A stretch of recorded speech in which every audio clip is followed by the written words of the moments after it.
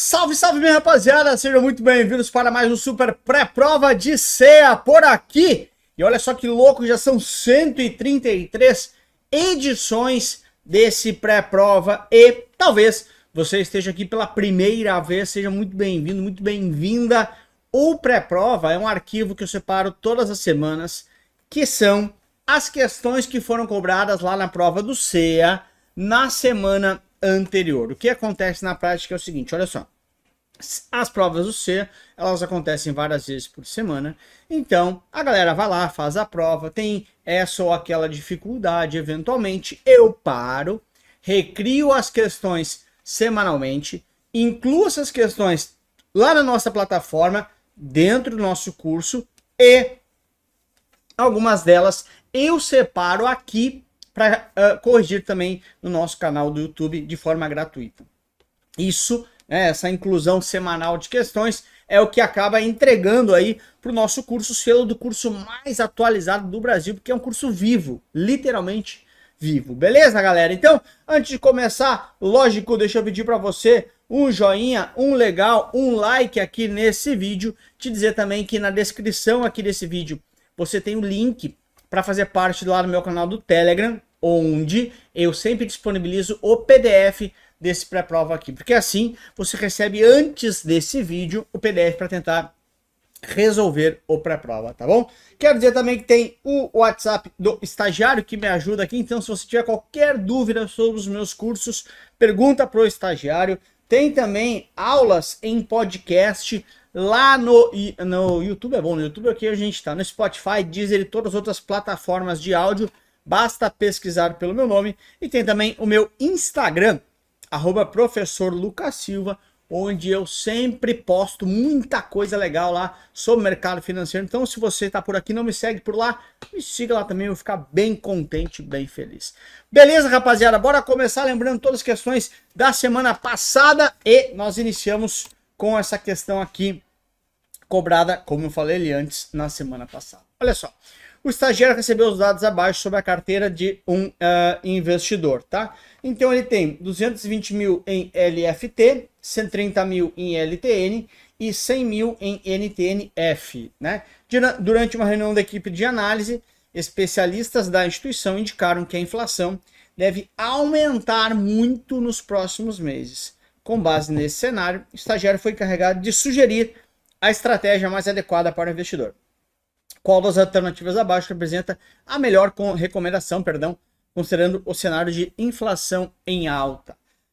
Bom, olha só, se eu tenho uma inflação em alta, né? Deixa eu pegar aqui, tá? Se eu tenho uma inflação alta, o que é inflação alta? É aumento dos preços, né? Claro que aqui é uma visão, uma análise bem simplista, né? Porque a gente tem que focar no que a questão nos pediu, né? Se você for ver minha aula de macroeconomia, eu explico no detalhe tudo isso, né? Mas o que a questão tenta induzir para você? Bom, caramba, tô com inflação alta, ou seja, os preços subiram. O que eu tenho que fazer? Eu tenho que frear. O que eu preciso fazer com esse cenário aqui? Eu preciso reduzir o consumo. E como é que eu reduzo o consumo? Tornando o dinheiro mais caro, subindo a taxa básica de juros, a taxa Selic, né? Porque se eu subir a taxa Selic, o dinheiro fica mais caro, portanto, eu estou reduzindo o consumo. Essa é a ideia. O consumo vai cair quando eu tornar a Selic mais alta. E com isso eu seguro a inflação. Ou seja, Selic vai subir. Essa é a ideia básica que a questão te passa. Dito isso, olha só, se a Selic vai subir, eu tenho que pegar um título que acompanha a Selic. Portanto, LFT é pós-fixado, vai subir também. LFT é pós-fixado, a Selic vai fazer com que ela vai subir também. Esses dois títulos aqui são títulos pré-fixados, né? LTN, lembra, né? O tesão vem antes, lembra que eu expliquei isso na aula? Quando o tesão vem antes, LTN, o tesão vem antes. LFT, tesão vem depois, após. Então, LFT, após, pós-fixado. LTN, o tesão vem antes, precoce, pré-fixado. Eu explico isso na aula, né? Então, esses dois títulos são pré. E o que é o problema de ser pré? Pré, por exemplo, pagando aqui 14%. Só que a taxa Selic vai subir lá para 20%, vou exagerar aqui. Se ele vai subir para 20%, a LFT vai acompanhar e vai subir para 20%. E as pré-fixadas ficarão em 14%, inventando esse número aqui. Ou seja, o que ele tem que fazer nessa carteira dele aqui? Sair, né, de LTN e NTNF, que são as pré-fixadas, e comprar a pós-fixada, que é a LFT. Porque assim, minha carteira vai subir junto com a taxa de juros. Essa é a ideia. Beleza? Beleza, C de casa. 2. O estagiário foi questionado também na semana passada sobre as características de um FDIC, Fundo de Investimento em Direitos Creditórios. Para isso, ele analisou as afirmações abaixo. Bom, o que é um FDIC, né? Um FDIC é um fundo que investe em direitos creditórios. O que é um direito creditório? Direito de crédito. Então, por exemplo, um restaurante, quando você compra lá no cartão de crédito, pagou seu almoço lá, R$40, pagou no crédito, o restaurante vai receber daqui a um mês. Ele tem, portanto, um direito creditório. Direito é bom, né? Um direito de crédito. Ou quando você vai lá na Renner, lojas Renner, e compra um vestido em 12 vezes sem juros, com uma camiseta em 12 vezes sem juros. Esses 12 pagamentos são um direito de crédito, um recebível que a Renner tem. Então ela pode empacotar esses recebíveis e entregar para um fundo, e o fundo antecipa esse dinheiro para ela, né? Com um deságio, com um desconto, ou seja, reduzindo o valor, né? Então, se eu tenho R$10.000 para receber a prazo, o fundo aplica um deságio, um desconto, dá 8 mil hoje para receber os 10 mil no futuro. Então, esse fundo, ele compra direitos creditórios, tá? Esse fundo de investimento em direitos creditórios tem que comprar, conforme a legislação, pelo menos 50% do seu patrimônio líquido em direitos creditórios, né? Em recebíveis, em boletos, em recebíveis de cartão, etc. Pelo menos 50% do seu PL, ok? Ou seja, eu já posso riscar a primeira, que ele fala assim, somente pode investir em direitos creditórios. Não é verdade. Ele tem que estar pelo menos 50% em direitos creditórios, tá? Então, os outros podem estar em outros ativos, mas não é que só pode investir em direitos creditórios, tá? A 2 está certa, deve ser um fundo fechado.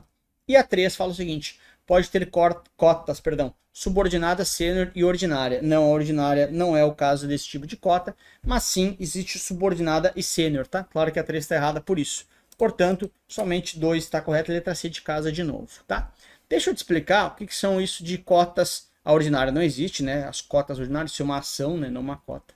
Deixa eu te explicar o que são cotas subordinadas e cotas sênior, né? Então, vamos supor, a cota sênior é um senhor, tem preferência. Então, ela tem preferência no recebimento, ela recebe primeiro. Depois eu pago as subordinadas. Uma subordinada, o cara é subordinado. É o subordinado, é o último a receber. Estou subordinado, pagamento da cota subordinada é subordinado ao pagamento das outras. Primeiro eu pago as outras, depois eu pago a subordinada. Então, o fundo tem 3 cifrões em caixa, ok? Aí ele paga primeiro quem? Primeiro as cotas sênior, que tem preferência. Se sobrar, depois eu pago as subordinadas. Essa é a ideia, tá bom? Então, C de casa é a resposta para você. 3. O estagiário acompanhou uma operação feita por um investidor que comprou 50 contratos de índice futuro a 61 mil pontos e vendeu no mesmo dia, day trade, portanto, pela mesma corretora, esse mesmo contrato a 60.600. Então, olha só.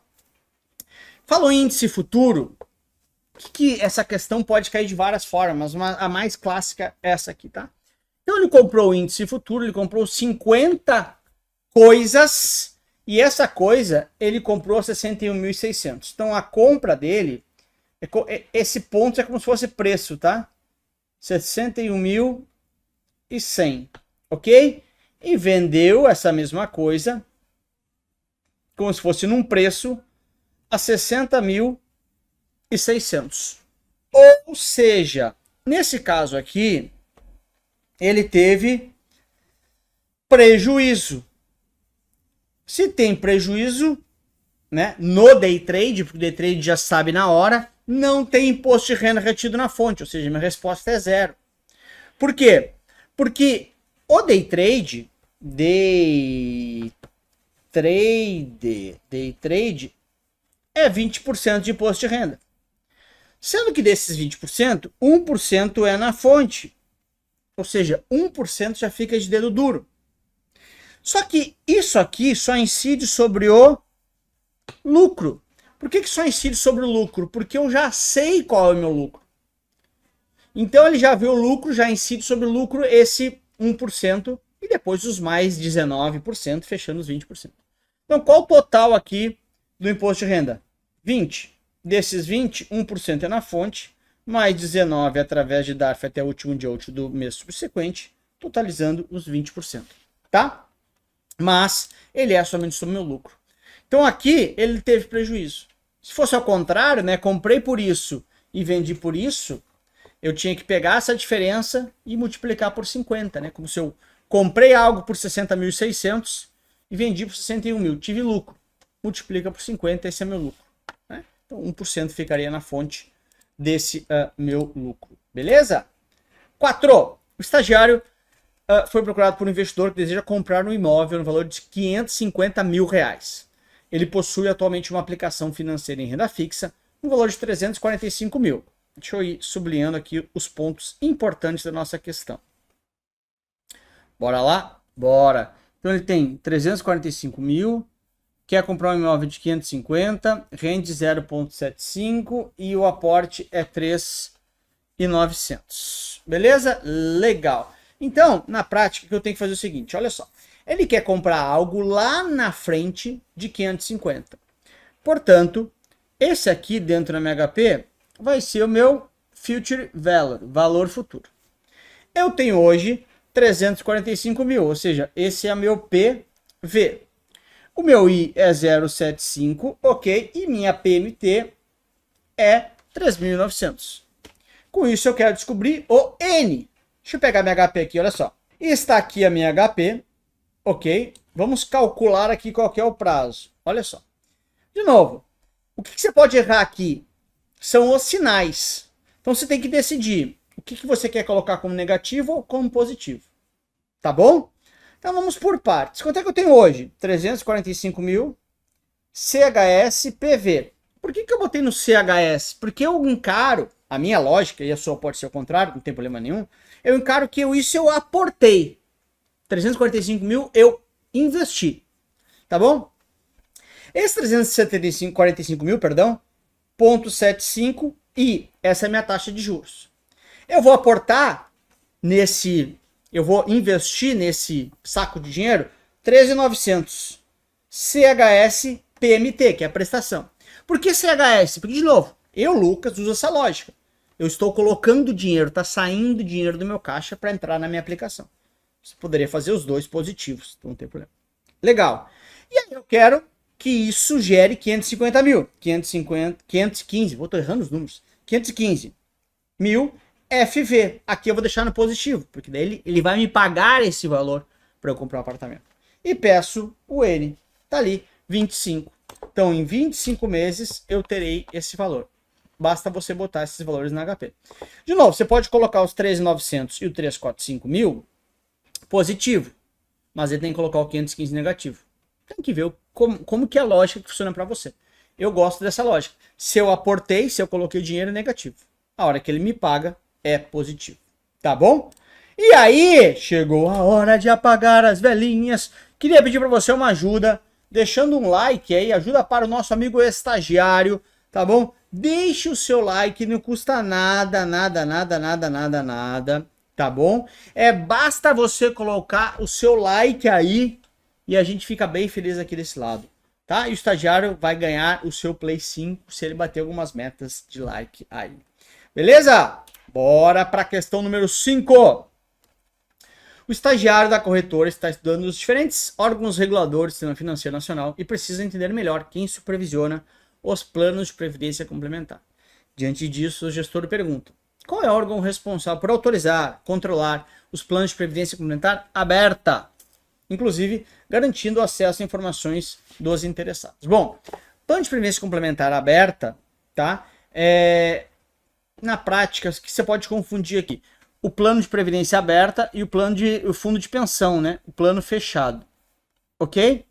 O plano fechado seria ou é pela Previc, tá? Superintendência Nacional de Previdência Complementar. O plano aberto é pela SUSEP, Superintendência de Seguros Privados, que regulamenta mercado de seguros privados, previdência complementar aberta, resseguros e previdência, resseguros e capitalização, perdão. Então, seguros, resseguros, que é o seguro, quando uma seguradora contrata um seguro, né? Então, seguros, resseguros, que é o seguro do seguro, previdência complementar aberta e capitalização, tá? CVM, Comissão de Valores Imobiliários, cuida de valores imobiliários, ações, cotas de fundos imobiliários, derivativos, etc. Banco Central do Brasil não opera com isso, vai operar com os bancos, tá? E Previc com a previdência fechada aos fundos de pensão. Aliás, tudo C hoje, né? Minha criatividade é um troço louco. O estagiário está revisando conteúdo sobre o mercado de ações e se deparou com a seguinte dúvida: quem é o responsável por recolher o IR sobre os ganhos líquidos nas operações com ações realizadas em bolsa de valores? Olha só. Bom, bolsa de valores é quando eu decido comprar ações, colocar meu dinheiro em ações e não vou fazer isso por meio de um fundo de ações. Se eu comprar ações por meio de um fundo de ações, o responsável por recolher isso, o imposto de renda, é o administrador do fundo. Essa é a grande pegadinha que tem aqui. Nesse caso, eu não estou comprando por meio de fundo de ações, estou comprando eu direto por uma corretora. Então, quem vai recolher o imposto de renda sobre os meus ganhos é o próprio investidor, através de DARF, documento de arrecadação da Receita Federal, até o último dia útil do mês subsequente. Então, hoje é dia 10 de junho, até o final de julho, eu tenho que recolher o meu imposto de renda, a minha DARF, tá? Então, letra D de dado é a resposta para você, tá bom? Lembrando que, por exemplo, no day trade, a alíquota total é de 20%, tá bom? 1% fica na fonte e 19% eu pago através de DARF. Esse 1% da fonte aqui, tá? Esse 1% da fonte aqui, ele é recolhido pela corretora de valores que eu opero. Tá? Então, BTG, XP, recolhe isso que é da fonte, o dedo duro. Tá bom? Mas, Lucas, e como é que eu vou saber? Só quando ele falar imposto de renda retido na fonte. Aí é corretor. Tá? Mas o principal, né, que são os 19%, esse é recolhido pelo investidor. Tá bom? Através de DARF até o último dia útil do mês subsequente. Beleza, rapaziada? Nada de muito mistério aqui, né? Questãozinha caiu na semana passada. 7. Durante o estudo sobre tributação de investimentos, semana passada também caiu isso aqui. Olha como é similar, tá? O estagiário perguntou ao assessor qual é a periodicidade do recolhimento de IR sobre os lucros obtidos em operações comuns com ações. Até ele botou excluindo day trade, não fez muito sentido, o aluno me disse que caiu assim, mas enfim, excluindo ou não day trade não muda nada, tá? Mas o que acontece é o seguinte, tá? As operações com ações em bolsa, né, de pessoa física, o que você vai fazer? Você vai pegar tudo que você operou no mês de junho agora, tá? Vai colocar tudo num pacote, tudo bem? E vai pagar esse IR até o último dia útil do mês de julho, ok? Então você fecha um pacotão do mês. Então, imposto de renda sobre ações, ele é tributado mensalmente, tá? Não tem nada trimestral, anual. Você até faz na declaração anual de ajuste, né? Você declara todas as operações que você fez, tá bom? Mas não é ali que você vai pagar, ali você vai declarar o que você fez somente. E semestral aqui talvez tentou te confundir aí com comicotas, vai algo nessa linha, o que não é o caso para o mercado de ações. No mercado de ações você empacota o seu mês inteiro, emite a DARF e paga até o último dia útil do mês subsequente. Tá bom? Essa é a ideia. 8. Estagiário falar sobre o fundo de investimento fechado, ficou confuso. Ele perguntou ao assessor: se eu tiver a cota de um fundo fechado e quiser me desfazer dela, onde eu posso vender essa cota? Então o que acontece é o seguinte, deixa eu te dar uma mini aula aqui sobre fundo de investimento fechado, e o exemplo que eu sempre uso, tem vários fundos de investimento fechados, né, mas o exemplo mais legal, assim, mais dia a dia, mais claramente que a gente enxerga, é o fundo de investimento imobiliário, ok? Onde eu pego meu dinheiro, coloco nesse fundo, esse fundo vai lá e compra, por exemplo, um prédio corporativo, várias salinhas aqui, e esse prédio corporativo, então esse inquilino aqui paga aluguel para o shopping e o shopping repassa aluguel para o cotista desse fundo de investimento imobiliário. Legal. Esse fundo aqui é um exemplo de fundo fechado. Por que é fechado? Porque ele não permite resgate. Ele fala assim, olha cara, eu não consigo te dar resgate. Porque o que é o resgate de um fundo de investimento aberto, né? Fundo de investimento aberto é o seguinte, ele vende o ativo, a ação, transforma em dinheiro e dá o resgate. Como que um fundo vai vender um pedaço desse ativo? Ou todo o ativo? É um prédio, não é uma boa liquidez. Então não tem resgate. Então ele fala assim, olha, eu não tenho como te dar resgate, mas você pode achar um outro amiguinho para colocar no seu lugar. Aí você vende essa cota para esse amiguinho e eu passo a pagar o dividendo, né, o aluguel para esse amiguinho. Isso chama isso chama mercado secundário, quando eu vendo para o segundo dono. Eu comprei isso, teoricamente, né, se eu participei de quando esse fundo abriu, do mercado primário, fui o primeiro, quando eu compro e coloco o dinheiro dentro do fundo. A partir disso é mercado secundário, onde os investidores trocam entre eles e não afeta o caixa do fundo, que é o segundo, terceiro, quinto dono. Então é por aí que eu consigo ter liquidez no meu dinheiro, tá? Então mercado secundário. Deixa eu dizer as outras, porque não são mercado primário, é quando eu entro na abertura, né? Coloco o dinheiro no fundo, o dinheiro vai para o fundo. O próprio cotista resgate diretamente com o fundo, são fundos abertos, e nenhuma das anteriores não é verdadeira também. Então, C de casa, acho que foi toda C, né? Acho que eu vi um A só. A minha criatividade para fazer gabarito é um troço, né, invejável. Pois bem, dito isso, rapaziada, finalizamos aí. Peço mais uma vez o seu like nesse vídeo, que não custa nada, e me despeço com essa frase que eu amo de paixão. A distância entre você e seu sonho se chama atitude. Enquanto você ficar sonhando e não tiver atitude, você não busca o seu sonho. Com atitude, aos pouquinhos, quando você enxergar, você vai estar lá, frente a frente com o seu sonho. A distância entre você e seu sonho se chama atitude. Pessoas com atitude são imparáveis, e eu quero que você realize seus sonhos. Beijo, tchau, fui, até semana que vem.